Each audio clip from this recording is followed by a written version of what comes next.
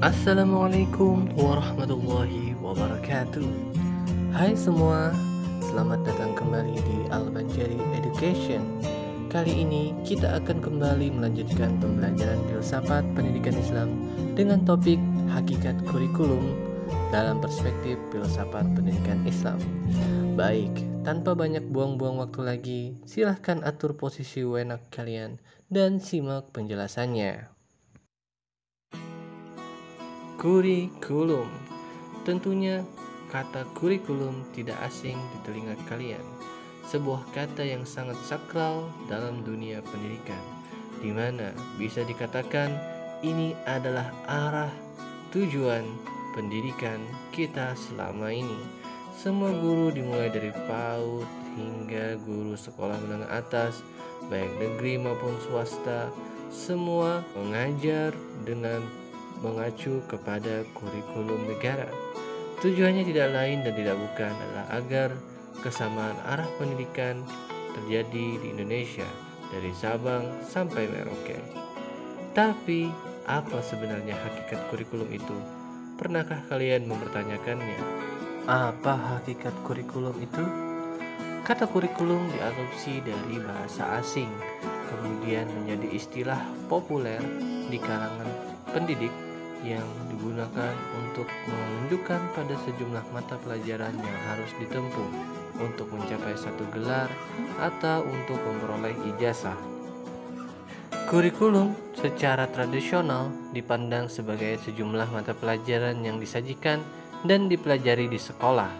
Sedangkan secara modern, kurikulum dipandang sebagai situasi yang nyata yang terjadi dalam proses pembelajaran, baik di dalam ataupun di luar kelas, sehingga para ahli saat ini menyimpulkan pada hakikatnya kurikulum adalah apapun yang dapat memotivasi dan mempengaruhi siswa untuk belajar. Dalam kurikulum pendidikan Islam yang dijadikan dasar adalah Al-Quran dan As-Sunnah. Hal ini jelas karena Al-Quran dan As-Sunnah merupakan sumber utama yang baku dan dipercayai oleh umat Islam, mengandung nilai kebenaran universal, abadi, dan bersifat futuristik. Kurikulum pendidikan Islam senantiasa mempertimbangkan keharmonisan antara dunia dan akhirat, jasmani dan rohani. Isi kurikulum pendidikan Islam pun berorientasi kepada ketuhanan, kemanusiaan, dan kealaman. Setelah mengalami sintesis dengan kurikulum luar, akhirnya kurikulum pendidikan Islam tidak lupa menitikberatkan pendidikan untuk juga menciptakan generasi yang unggul dan kompeten di era globalisasi. Generasi yang menguasai kemampuan sesuai perkembangan zaman dan mampu membawa esensi Islam di dalamnya sebagai perwujudan Islam rahmatan lil alamin.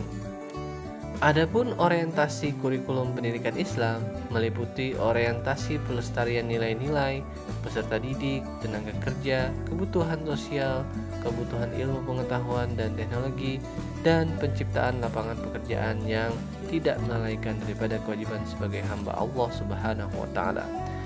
Pada dasarnya, orientasi kurikulum senantiasa dinamis, sehingga ke depannya akan ada terus inovasi positif yang memberikan harapan Islam kembali jaya dengan teknologi dan ilmu pengetahuan sebagaimana jayanya Islam pada beberapa abad yang lalu.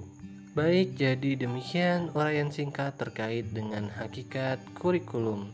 Terima kasih untuk yang sudah menonton sampai akhir. Jangan lupa klik like, komen, dan share video ini kepada kerabat atau keluarga kalian. Akhir kata, Assalamualaikum warahmatullahi wabarakatuh.